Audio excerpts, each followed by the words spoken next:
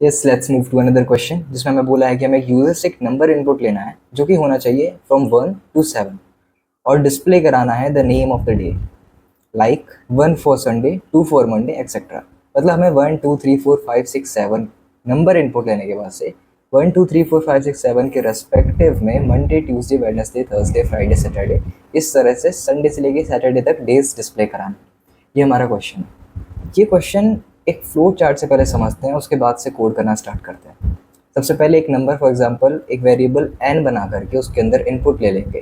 फिर उसके बाद से अगर n की वैल्यू 1 है, अगर ये कंडीशन ट्रू है तो फिर संडे प्रिंट होगा। अगर ये कंडीशन फॉल्स है तो नेक्स्ट ब्लॉक को चेक किया जाएगा जिसमें n की वैल्यू 2 होगी।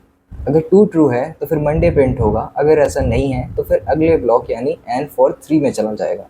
इसी तरह से एक एक करके 7 ब्लॉक्स चेक होंगे और 7 डेज में से जिस भी ब्लॉक की कंडीशन ट्रू आती है वो डे प्रिंट हो जाएगा।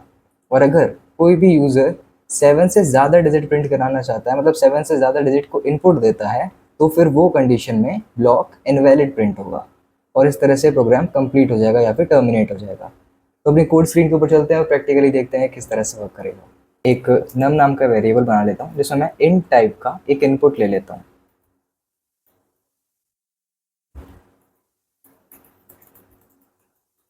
ओके, तो इसके बाद से हमारी कंडीशंस लिखना स्टार्ट करते हैं। num इक्वल्स टू 1 है तो फिर हमें प्रिंट करा देना है कि जो हमारा डे है वो मंडे है।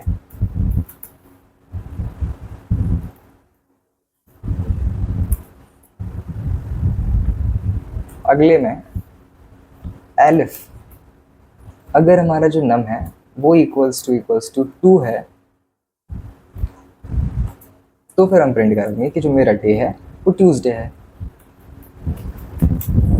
इसी तरह से 7 डेज के लिए अपना प्रोग्राम आगे कंटिन्यू करेंगे। तो कुछ इस तरह से हमारा जो कोड है वो दिखेगा। सबसे पहले एक नंबर इनपुट लेंगे 1 to 7 यूज़र से, फिर उसके बाद से एक एक करके कंडीशन चेक होगी फॉर एवरी नंबर की उसका रेस्पेक्टिव डे कौन सा है। एक बार इसको रन करते हैं फिर देखते हैं किस तरह से वर्क कर रहा है। अपना कोई भी डे फॉर एग्जांपल अगर मैं 3 करूँ इनपुट तो फिर मेरे पास वेंसडे आना चाहिए। Yes, it is Wednesday. तो इस तरह से आप इस प्रोग्राम को किसी भी डे के लिए चेक कर सकते हैं, किसी भी नंबर के लिए। ये संडे शायद हमें 1 के लिए बोला गया था क्वेश्चन में कि फॉर 1 हमें संडे करना है, और ये मंडे जो है वो फॉर 2 था। तो वो आप अपने हिसाब से कर सकते हैं। बेसिक कॉन्सेप्ट आपको समझ आ गया है कि किस तरह से हम कोड लिखना है।